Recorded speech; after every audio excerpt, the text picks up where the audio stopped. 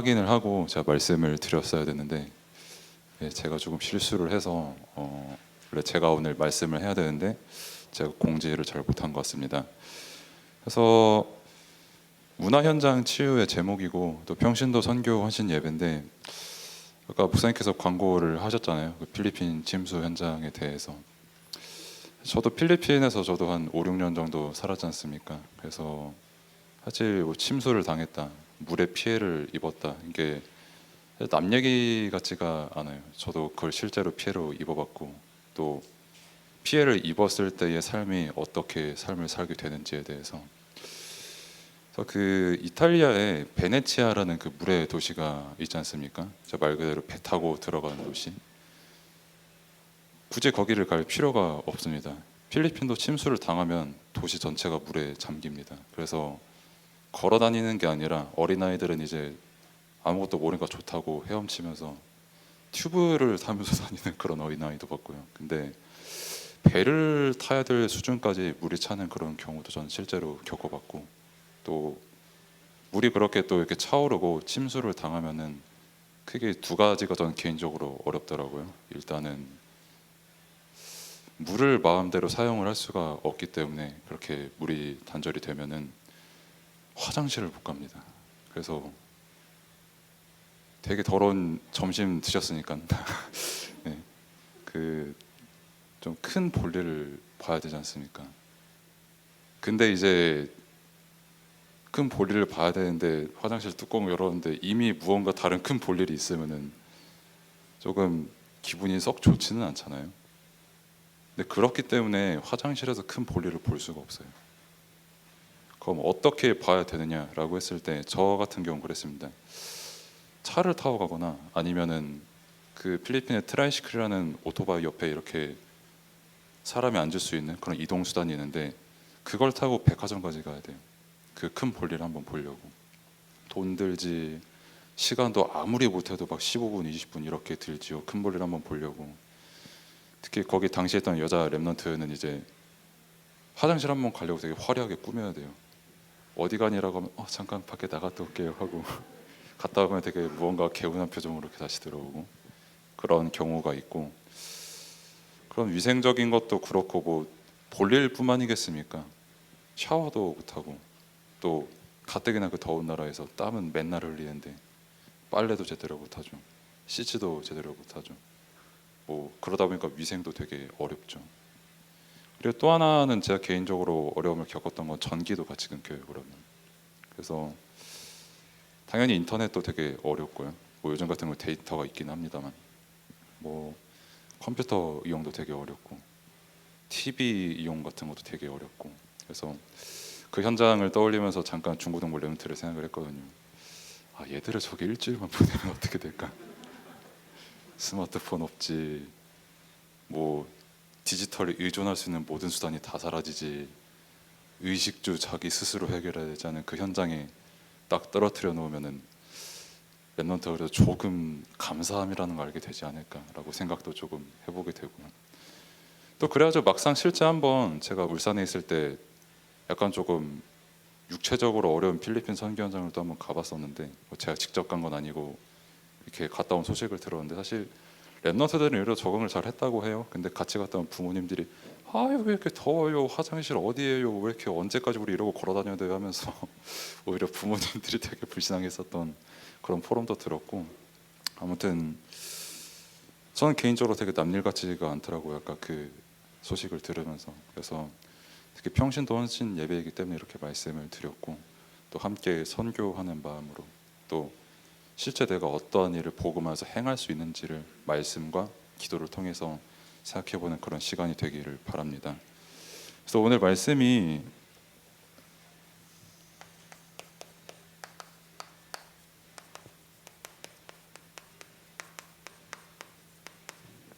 문화 현장 치유의 말씀입니다.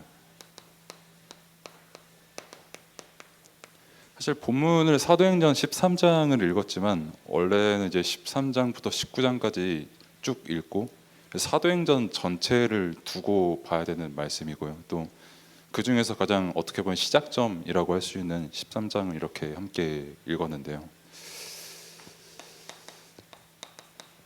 늘 제가 말씀을 드리는 거지만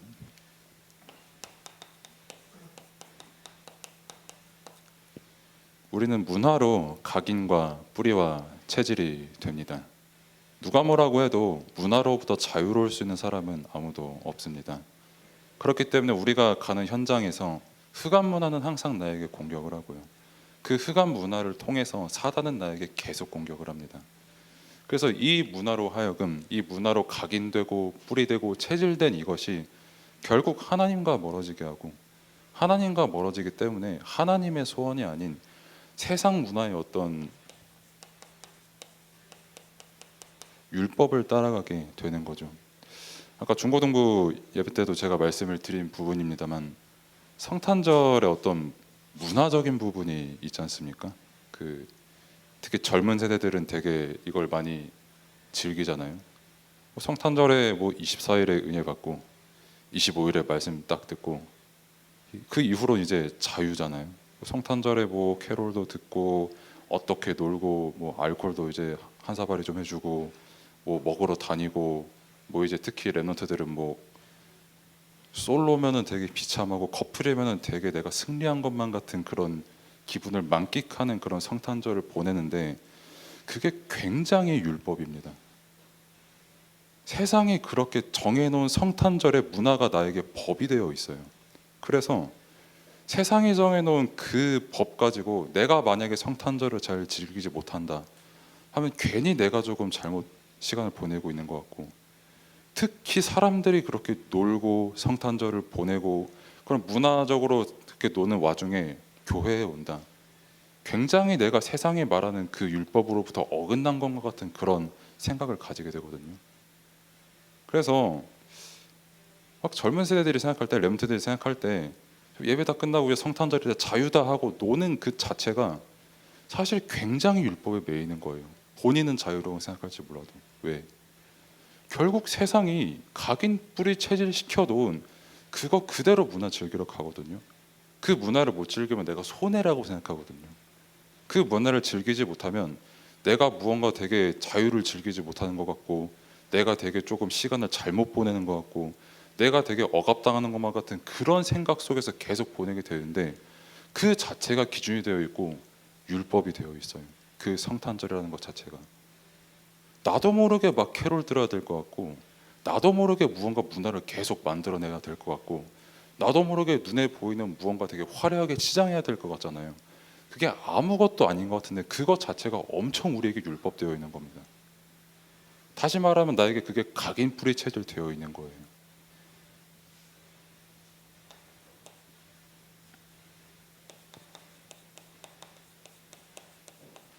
그래서 그게 나의 세계관까지 되어 있다는 겁니다. 세상이 말하는 그 율법의 성탄절이 나에게 가득 차가지고 이제 그걸로 이제 그 시선으로 교회도 바라보고 나도 바라보고 나의 삶을 바라보는 겁니다.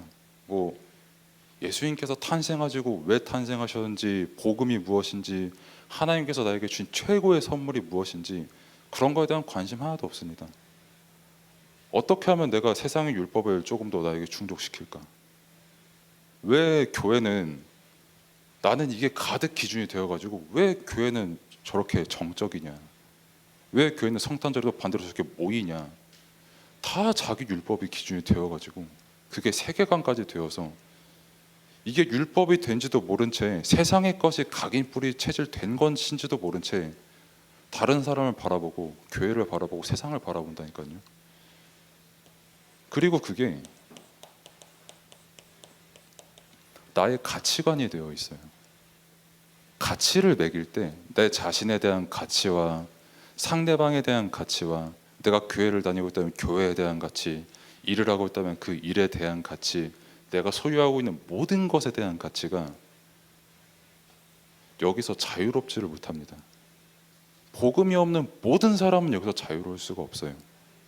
흑암 문화는 하나님을 떠난 그 모든 내용을 실제 나에게 계속 지금도 각인 뿌리채를 시키고 있기 때문에 하나님께서 원하시는 세계관, 하나님의 형상으로서 바라보는 그 세계, 하나님께서 말씀하신 그 가치가 아니라 세상이 말하는 그 율법을 가지고 세계를 바라보고 가치를 바라볼 수밖에 없게 되는 거예요.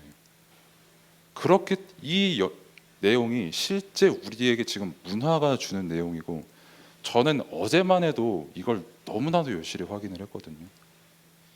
랩런트들에게도 말했습니다만 저 트리 하나만 봐도 있지 않습니까? 25일에 바라보는 트리와 오늘 26일에 바라보는 트리가 굉장히 다릅니다. 24일, 25일에 바라보는 트리는 야, 나무 진짜 예쁘게 꾸몄구나, 진짜 아름답구나, 영롱하구나, 진짜 성탄절 같구나. 그리고 26일 되잖아요. 특히 저는 제 입장에선 저거 언제 치우냐, 언제 접냐, 들어가면 먼지 한가득한데 왜 설치하자고 해가지고 하면서 그런 생각이 가득한 때, 그것 자체가 이미 세상이 말하는 세계관, 가치관, 율법이 다 들어있는 거예요. 세상이 정해놓은 대로 생각을 하게 될 수밖에 없게 되는 겁니다. 그러면은 우리가 이 문화 현장에서 살아가는 것과 함께 실제 치유를 하라고 하나님께서 우리에게 복음을 주시고 최고의 선물인 예수 그리스도를 우리에게 알게 하셨는데, 그렇다면은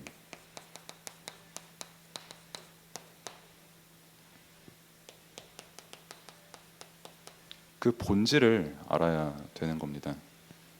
가장 최고의 본질은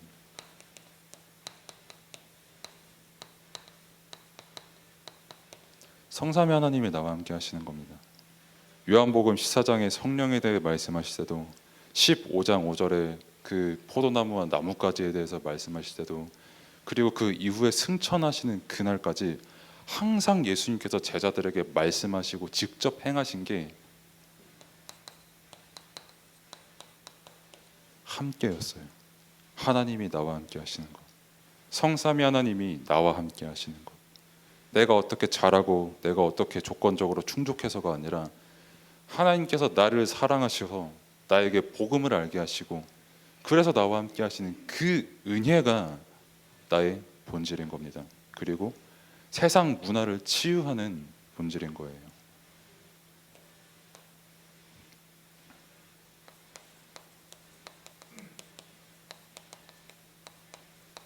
그 내용의 말씀이 나에게 정리되어 있어야 하는 겁니다. 어떤 문화 현장을 가도요, 나에게 이 말씀이 정리가 되어 있지 않으면 내가 어떤 내용을 가지고 있어도 그 현장 못 살립니다. 근데 반대로 내가 큰 내용을 가지고 있지는 않아도 나에게 말씀이 정리가 되어 있는 것, 다시 말해 하나님이 나와 함께 하시고 정말 예수가 그리스도시고 성령께서 지금 어제나 오늘이나 동일하게 영원토록 함께 하시는 게 믿어지면 그 현장 살리는 겁니다. 다시 말해 그 현장에 하나님의 나라가 임하는 거죠.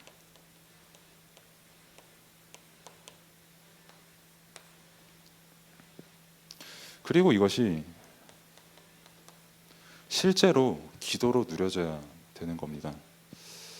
복음이 누려지고 정말 복음을 알고 이게 실제로 말씀으로 정리가 되어 있는 것, 그래서 우리에게 계속 강단을 통해서 복음을 주시고 말씀을 주시고 본부의 흐름을 우리에게 알게 하시고 계속 성경의 말씀을 우리에게 주시는 게 이 말씀 정리예요.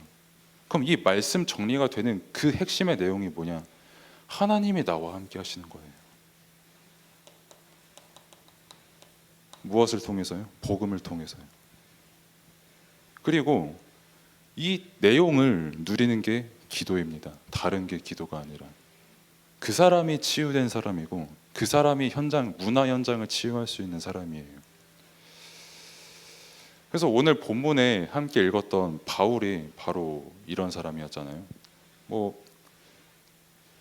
오늘 학원복음화 같은 경우도 19장을 저희가 이렇게 함께 봤는데 에베소 현장에 이렇게 쭉 들어가는 것을 봤고 또 로마 현장에 이렇게 쭉 들어가는 것을 저희가 함께 확인을 했지 않습니까? 하나님께서는 그 바울을 쭉 선교 여행을 하게 하시면서 복음을 알게 하시고 그 증거로 당장 13장에 선교의 응답을 주시고, 그래서 19장 그리고 이후에 쭉 로마 복음화까지 하나님께서 선교의 발걸음을 그렇게 걷도록 인도하셨는데, 선교 여행을 다니며 바울은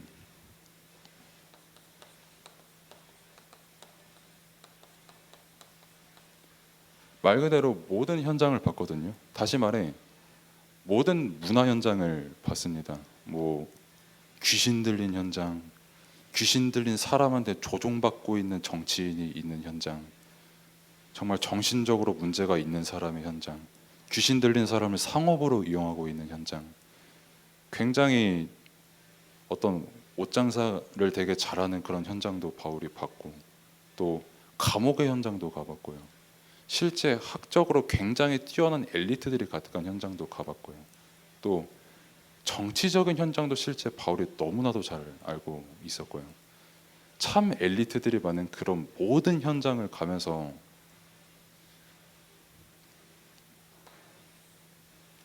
바울은 하나님이 함께 하시는 그 비밀을 증거했던 거예요. 다른 거를 증거한 게 아닙니다. 또 어느 현장을 가든 똑같이 그 현장은, 복음이 없는 현장은 죽어가는 현장이었던 것을 성경을 통해서 우리가 확인할 수 있고, 특별히 바울의 발걸음을 통해서 우리가 확인을 할 수가 있는 거예요. 그 에베소 현장이 어떤 현장입니까? 저번에도 말씀을 드렸지만 그 다이애나 그 여신전, 그 굉장히 크게 랜드마크로 되어 있는 현장이잖아요. 그리고 그 랜드마크를 필두로 모든 상업이 이루어져 있는 현장이었고요. 또 굉장히 학적으로 엘리트가 굉장히 많은 현장이었습니다. 그리고 그 엘리트가 더욱더 엘리트가 되기 위해서 제사를 하고 종교활동을 하고, 특별히 다이애나 그 여신한테 오만 제사를 다 드렸던 현장이 바로 에베소 현장이었어요. 얼마만큼 비참한 그런 현장이었냐면, 내가 잘 되려고 자기 자식까지 산제물로 바쳤다니까요, 이 현장은. 그리고 얼마나 음란한 현장이었습니까? 그 우상 형상만 봐도. 학적으로 굉장히 뛰어난 사람들이 많은 현장인데요. 그리고 굉장히 성공하고 경제가 그렇게 잘 돌아가는 현장인데, 왜 그렇게 사람들이 그 여신한테 재물을 못 바쳐서 안달이었고, 왜 그 여신 중심으로 그 지역에 경제가 돌아가는지를 바울은 그 문화 현장을 너무 잘 알았던 거예요. 그래서 그 현장의 답이 무엇인지를 알았던 거예요. 그럼 성경에서 그렇게 말하는데 지금 현장은 그러면은 안 그렇습니까? 똑같습니다. 학부모가 뭐 겉으로는 내 자식 뭐 성공시켜야지, 내 자식도 공부시켜야지, 노력해야지라고 하는 그 이면에는 내가 공부를 못했고, 혹은 아니면 내가 성공을 했으니까 얘는 진짜 어떻게든 성공을 시켜야지 하는 그 이면에는 결국 자기 욕심이거든요. 내 응어리 풀려고, 자식이 죽어가든 뭐 어떻게 되든 그 알 바 아니고 그냥 얘를 그냥 성공시키고 싶거든요. 내가 뭐 사랑하는 마음은 분명히 있지만, 그게 산재물로 바치는 거랑 사실 똑같은 겁니다. 그게 내 성공을 위해서 자식을 산재물로 바치는 거나, 어떤 나의 어떤 안위와 내 만족감을 위해서 자기 자식을 성공자를 어떻게든 시켜보겠다라고 하는 그 욕심이나, 본질적으로 하나도 다를 바 없는 그런 현장이에요. 에베소 현장이 그랬어요. 거기에 바울은 온전히 담대하게 복음을 전파했던 겁니다. 성경의 말씀을 강론하고 복음을 전파했던 그 현장이에요. 그래서 바울이 들어갔던 데가 회당과 서원 아니었습니까? 회당과 서원 굉장히 엘리트들 모이는 현장입니다. 공부 잘하고, 또 공부 잘하기 위해서 아까 말씀드린 그런 재물까지 바칠 수 있는 그런 사람들이었고, 굉장히 노력하는 사람들이었고, 또 반대로 세상이 가지고 싶어하는 거를 다 가진 사람들의 모임이었어요. 근데 왜 이 사람들이 회당과 서원에 모였겠습니까? 답이 없으니까 모인 거 아니에요, 이 현장에.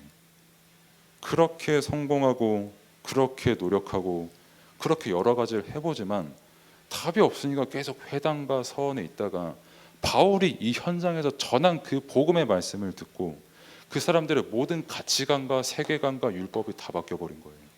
왜? 당장 먼저 바울이 이걸 체험한 사람이었어요. 율법에 가득하고 유대 세계관이 가득하고 율법의 가치관이 가득한 그 바울이 그리스도를 직접 만난 이후에 완전히 이게 바뀌어버린 그 바울의 삶이었잖아요. 그 증거가 이 현장에 그대로 전파된 겁니다. 그리고 이후에 로마로 가잖아요. 로마 현장은 말 그대로 그냥 모든 현장의 집대성입니다. 그러니까 이 문화 현장이라고 할 수 있는 게 다 모인 현장이 로마였어요.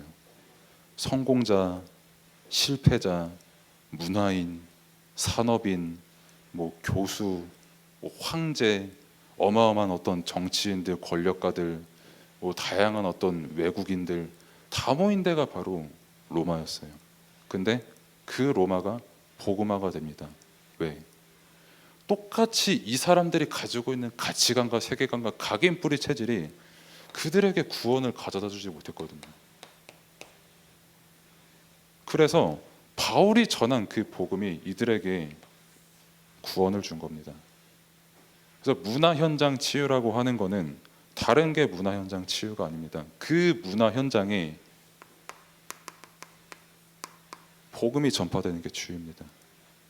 나 자신이라는 문화 현장, 내 가문과 가정이라는 문화 현장, 내가 다니고 있는 어떤 업이나 학교나 그 문화 현장, 또 내가 즐기고 있거나 생각하고 있는 그 모든 문화 현장을 치유하고 살리는 것은 복음입니다. 그래서 우리에게 성탄절의 그 내용이 최고의 선물이 되는 겁니다. 왜? 다른 세상의 물질 가지고는 현장 절대 못 살립니다. 하지만 하나님께서는 우리를 너무 사랑하시고 영세전부터 우리를 아시고 작정하신 그 선물이잖아요. 은혜의 선물. 뭐 갑자기 어느 날 뚝 떨어진 그런 선물이 아니라 영세전부터 작정하시고 완전히 이루신 그 선물이 우리에게 응답으로 온 거지 않습니까?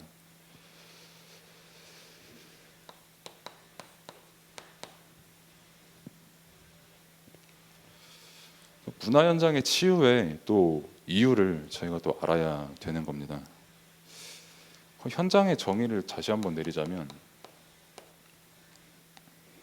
뭐 일단 나부터 시작을 해서, 그리고 뭐 가정도 있을 것이고, 그리고 나의 뭐 업도 있을 것이고요. 그리고 말 그대로 문화가 다 있겠죠. 그러니까 한마디로 사람 사는 모든 것이 문화 현장입니다. 뭐 아까 제가 처음에 말씀드린 뭐 필리핀도 그렇고 한국도 그렇고 뭐 좁게는 뭐 수원도 그렇고 모든 것이 문화예요. 나 자신도 문화고요. 가정도 문화고 내가 하는 그 업도 문화고요. 그래서 나와 가정 간에 문화 교류가 있는 거고요. 또 나와 가정 간에 서로 문화로 각인 뿌리 체질을 주고받는 그런 사회거든요. 근데 그 모든 현장들이 이 문제에서 자유롭지를 못한 거예요. 죄 문제, 그리고 저주 문제, 사단 문제로부터 자유롭지 못한 세상입니다. 성경은 분명히 말하고 있습니다. 로마서 3장 10절에 말씀한 것처럼 모든 사람은 죄를 범했고 3장 23절에도 말씀한 것처럼 하나님의 영광에 이르지 못한 그 현장이에요. 단 한 사람도, 단 한 현장도, 모든 문화의 본질이 바로 그겁니다. 죄를 범한 현장. 바울이 이걸 알았기 때문에 현장을 살릴 수 있었던 것이고, 그 현장의 우상이 어떻게 역사하는지를 정확히 봤던 것이고, 그 현장의 실제 영적 싸움의 본질이 무엇인지를 알았던 거예요.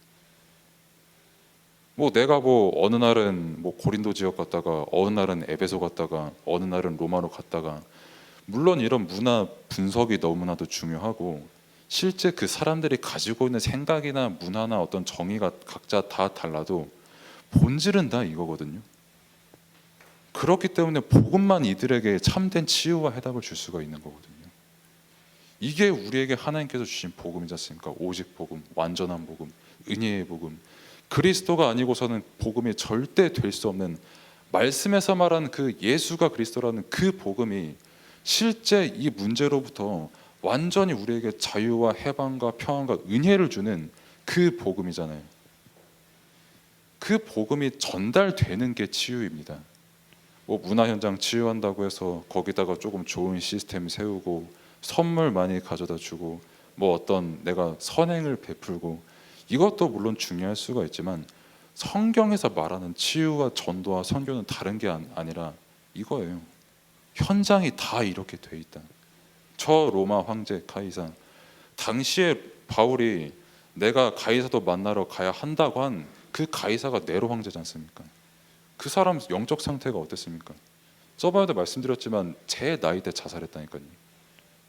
그 전에는 가족들한테 계속 배신당하니까 그 영적 문제 못 이겨가지고 상처 못 이겨서 그렇게 쾌락주의에 빠지고 도시에 불 지르고 하던 그 사람이 결국 자살했잖아요. 절대 이 문제 해결 못합니다. 그리고 이걸 바울이 너무 잘 알았던 거예요. 그리고 내가 가진 복음의 가치가 무엇인지를 알았던 거예요. 그렇기 때문에 내가 어느 선교 현장을 가도 내가 정말 말할 거는 단 하나, 누릴 건 단 하나, 오직 복음밖에 없었던 겁니다.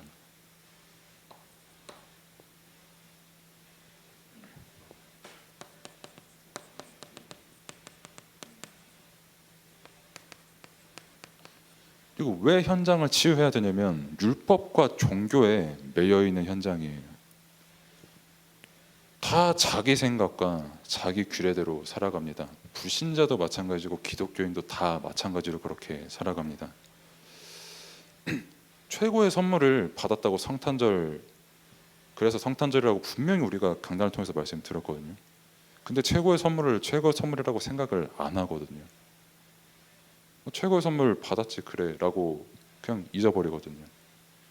내가 최고의 선물 받은 건 잊어버리고 어떻게 하면 내가 최고의 선물을 받을까를 생각을 하지 않습니까? 사람이 분명히 하나님께서 말씀을 통해서 너희에게 최고의 선물을 주었다라고 말씀하셨고, 실제 우리가 구원의 은혜를 받은 것을 선물로 표현한 것도 바울이거든요. 근데 그 선물은 잊어버리고 어떻게 하면 내가 선물을 얻어낼까? 또 반대로 어떻게 하면 내가 하나님 잘 믿는다고 말할까? 어떻게 하면 내가 내 것 가지고 나에게 선물하고 저 사람에게 선물을 줄까? 라고 하는 그 모든 게 율법과 종교잖아요. 그래서 말씀은 다른 거 말하는 게 아닙니다. 너희가 이미 최고의 구원과 은혜를 받았다는 걸 말하고 있는 거예요. 그렇기 때문에 그 안에서 율법이 완성이 됐다는 걸 우리에게 말하고 있는 겁니다. 그래서 실제 우리의 삶에 있어서 최고의 선물인 거예요. 단순히 이론적으로 최고의 선물이 아니라. 율법으로부터 자유로울 수 있는 사람, 죄로부터 자유로울 수 있는 사람 단 하나도 없습니다. 근데 그렇기 때문에 그리스도께서 내 안에 계시고 나는 죽고 그리스도께서 사신 것만큼 나에게 답이 되는 게 없고 진리가 되는 게 없고, 이거를 내 힘으로는 절대 이길 수 없지만 완전하신 그리스도께서 완전한 승리가 되신 그 응답을 누리는 게 그래서 그렇게 감사할 수가 없는 거예요. 나의 연약함이 그래서 감사고, 내가 죄를 범하는 그 순간조차도 나는 이렇지만 내 안에 그리스도께서 계시기 때문에 그 사실을 믿고 내가 비록 죄를 짓고 쓰러지고 더 낙담하고 싶은 그 순간에도 그 낙담하는 나를 믿는 게 아니라 내 안에 그리스도께서 계신다는 것을 믿는다면 내가 어떤 죄를 범하고 있다고 할지라도 그 율법으로부터 자유로울 수가 있는 거예요. 그렇기 때문에 삶에서 도전할 수가 있는 거예요. 내가 어떤 모습으로 있다고 할지라도 도전할 수가 있는 거예요. 그래서 율법이 우리에게 저주가 아닙니다. 율법의 완성이에요. 복음은 뭐 말씀을 통해서 너 어떻게 살아라, 너 이렇게 살아라 라고 하는 게 우리에게 강제되는 겁니까? 나에게는 강제지만 네 안에 계신 그리스도께서는 그 일을 행할 능력이 있으시고 이미 이루셨다라는 것을 믿으라는 겁니다. 그 믿음 가지고 삶을 살아가라는 거예요. 그렇기 때문에 작은 거라도 도전하고 거기에 실패하면 그 안에서도 하나님께서 살아계신 것을 발견을 하고 그 삶을 살아가는 실제 그리스도인의 삶을 복음 안에서 행하라는 겁니다. 우리에게 믿음으로써. 그 현장이 우리가 실제 살아가는 현장에서 응답 받아갈 현장이라는 거죠.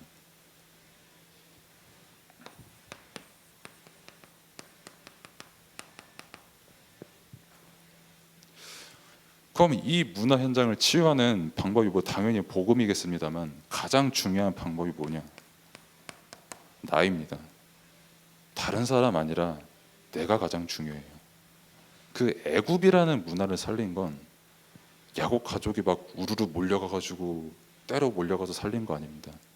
요셉 한 명이 다 살렸어요. 그 현장.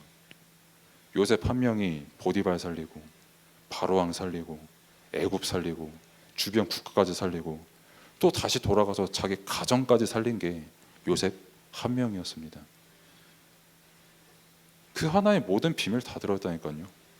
요셉 한 명을 딱 두고 봤을 때 문화 현장 치유의 비밀 다 들었습니다. 나를 살리는 비밀, 가정을 살리는 비밀, 내 업을 살리는 비밀, 그 국가를 살리는 비밀, 세계를 살리는 비밀이 다 들어있어요. 그 비밀의 내용이 뭐냐? 이거잖아요.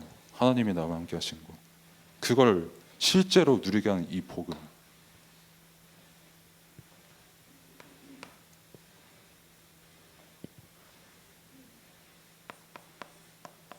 사도행전의 시작은 사도행전 1장 1절과 3절과 8절입니다. 그리스도, 하나님의 나라, 성령 충만. 사도 바울이 걸어간 그 발걸음, 그리고 다른 사도들과 제자들이 걸어간 발걸음은 이 발걸음이었어요. 복음 가지고 걸어가는 발걸음. 그 현장의 복음을 통해서 하나님의 나라가 임하는 그 응답을 누리는 발걸음. 내 자신에게 충만한 게 아니라 성령에 충만한 사람이 걸어가는 그 발걸음. 그게 문화 현장 치유하는 사람들의 발걸음이고 삶이었습니다. 더 중요한 거는, 그럼 그 문화 현장의 미래를 치유하는 거는 그럼 뭐냐라고 방법을 말했을 때 렘넌트입니다. 물론 실력도 너무 중요합니다. 렘넌트가 실력 갖추면 너무 감사하고 좋은 일입니다. 그래서 우리가 계속 인턴십도 해줘야 되고 가르칠 것도 가르쳐줘야 되고 그런 게 맞습니다만, 성경에서 말하는 하나님께서 사용하시는 렘넌트는 실력이 아니라 이걸 정말 믿느냐였어요. 복음을 믿느냐. 하나님께서는 능력이 없으신 하나님이 아닙니다.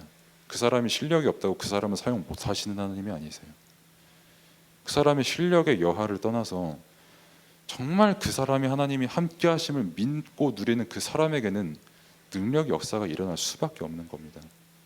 그렇기 때문에 아무리 작은 거를 가지고 있어도 그게 세계를 복음화한 것이고요.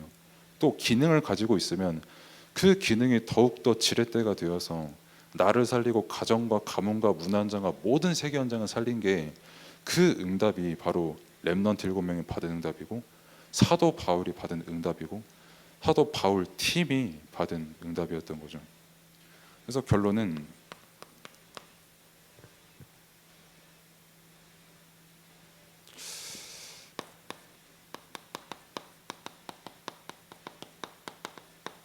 문화 현장을 치유하는 데 있어서 우리가 누릴 것은 신분과 권세입니다. 현장에서 다른 싸움 하는 게 아닙니다. 우리는 영적 싸움을 하는 사람입니다. 하나님께 최고의 은혜, 값진 선물, 복음을 받은 우리는, 하나님의 사랑을 입은 우리는 말씀과 복음을 통해서 하나님의 사랑을 체험하고 그 사랑을 깨달은 우리는 그것을 가지고 나를 바라보고 상대방을 바라봐야 되는 거예요. 그 영적 싸움을 해야 되는 겁니다. 그게 우리에게 말씀이 전달해 주는 바예요.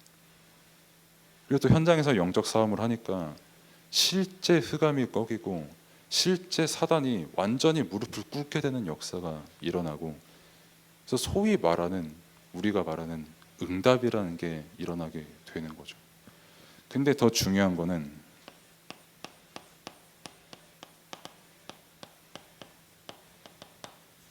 우리가 기뻐할 내용이 뭐냐는 겁니다. 그 누가복음 10장에 보시면은 그 말씀이 쭉 나오잖아요. 현장이 70인 제자들이 예수님께 찾아가서 그렇게 포럼을 해요.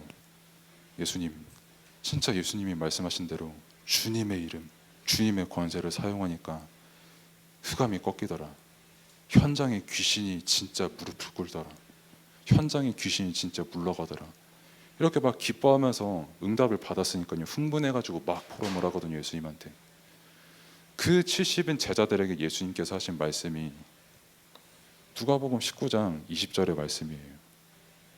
뭐 너희에게 뱀과 전갈을 밟을 권세를 당연히 주었고 줄 것인데 그거로 기뻐하지 말고 너희 이름이 하늘에 기록된 걸로 기뻐하라고 말씀하십니다. 저는 여기에 참 많은 답을 얻었고, 또 본부 메시지 흐름을 보면서 참 답을 얻은 게, 현장에 보통 그렇게 흑암이 꺾이면 응답이라고 하잖아요. 막 그래서 여러 시스템도 생기고 눈에 보이는 변화도 일어나고, 뭐 여러 가지 우리가 응답이라고 말할 수 있는 그런 일들이 실제 일어납니다만, 우리가 기뻐할 내용은 하나님께서 나를 사랑하시고 나를 구원하신 게 기뻐할 내용입니다. 응답이 아니라. 물론 응답도 감사하고 하나님께서 이루신 일은 맞지만 우리의 기쁨의 기준은 복음이에요. 복음을 주신 하나님의 은혜입니다. 그래서 뭐 류 목사님께서 특히 저 같은 부교학자 분들에게 얘기를 할 때 현장에서 함께 뛰는 제자 세워라 라고 하실 때 저는 참 여기서 많은 답을 얻었어요. 응답을 서로 자랑하고 포럼을 하는 제자가 아니라 정말 복음으로 서로 기뻐하고 감사함을 나누는 그런 팀, 그런 나, 그리고 그런 동역자와 제자. 그럼 당연히 누리는 신분과 권세에서 일어날 수밖에 없는 흑암이 꺾이고 하나님의 나라가 임하는 그 응답. 하지만 나의 기뻐하는 그 내용과 그 기준은 오직 복음.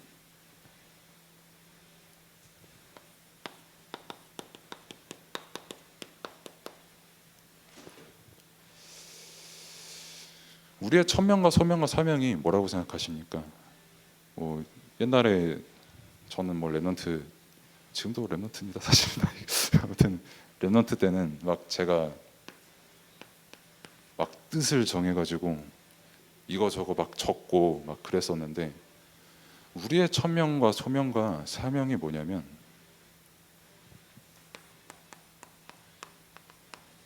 말씀 따라가는 거예요. 우리의 천명과 소명과 사명은 강단에서 주시는 그 말씀 있잖아요. 그거 따라가는 겁니다. 그게 우리의 천명이에요. 그게 우리의 소명이고 그게 우리의 사명입니다. 사도행전의 역사가 어떻게 일어나는지 다 보시지 않았습니까? 사도의 가르침을 받아 서로 떡을 떼고 교제한 그 사람들이 말씀 따라간 거예요. 그 말씀 따라간 그 자체가 하나님의 천명과 소명과 사명을 이루는 그 역사가 된 겁니다. 본문의 바울도 마찬가지였고 렘넌트 7명도 다 그랬어요. 그래서 나의 삶의 중심이 정말 문화 현장을 치유하라는 그 메시지가 나오고 말씀이 나오고 특별히 천명과 소명과 사명을 붙잡는 데 있어서 내 생각, 내 중심, 내가 생각하는 그 말씀의 내 기준의 말씀이 아니라 정말 말 그대로 말씀에 순종하고 말씀을 따라가는 그 속에서 나를 살리고 현장을 살리는 응답이 있기를 바랍니다. 정말 복음이 모든 것이고 복음이 나를 살린 겁니다. 하나님께서는 우리에게 완전하신 복음을 허락하신 하나님이십니다. 그 누구보다도 우리를 사랑하시고 그 누구보다도 현장을 잘 아시고 그 누구보다도 여기에 대한 답이 무엇인지 답을 알고 우리에게 답을 주신 그 은혜와 사랑과 공의의 하나님이 바로 우리와 항상 함께 하시는 하나님입니다. 그래서 정말 내가 내 자신을 바라볼 때 나는 실천도 잘 못하고 기도도 잘 못하고 나는 항상 무너지는 것 같고 라고 하는 그 모든 불신앙의 순간 속에서 그렇기 때문에 그리스도께서 나와 함께 하시다는 그 최고의 은혜의 사실을 발견하기를 바랍니다. 기도하겠습니다. 하나님 감사합니다. 우리가 보고 듣고 실제로 발로 밟는 모든 문화 현장에 내가 다른 생각을 품고 다른 것을 전하는 것이 아니라 말씀을 통해 주신 그 오직 복음을 누리며 전달하는 삶을 살아갈 수 있도록 하나님께서 은혜를 베풀어 주옵소서. 예수 그리스도의 이름으로 기도드립니다. 아멘. 기도하겠습니다. 하나님 감사합니다. 오늘도 저희들에게 또 귀한 시간 주셔서 또 예배로 영광 돌리게 하시고 특별히 오후 시간에도 또 문화 현장을 놓고 우리 전사님을 통해서 말씀 주신 것 감사합니다. 정말 복음 안에서 우리가 치유되어서 하나님 나라 누리고 현장에 하나님이 함께하는 증인 될 수 있도록 인도해 주옵소서. 오늘도 귀한 예물 하나님께 드렸사오니 이 예물은 우리 필리핀 수해 현장에 복음을 위해서 전달하는 예물입니다. 우리가 마음껏 이런 일에 헌신할 수 있는 경제복도 주시옵소서. 우리의 업이 복음에서 선교를 해서 쓸 수 있는 그런 복을 누리게 하여 주옵소서. 작은 것이지만 그 현장에 정말 가치 있는 예물이 될 수 있도록 주님 역사하여 주옵소서. 이제는 우리 주 예수 그리스도의 은혜와 아버지 하나님의 크신 사랑과 성령님의 인도 역사 충만하심이 오늘 함께 예배하는 주의 백성들 머리 위에, 가정과 산업 속의 후대 위에 이제로부터 영원까지 함께할지어다. 아멘.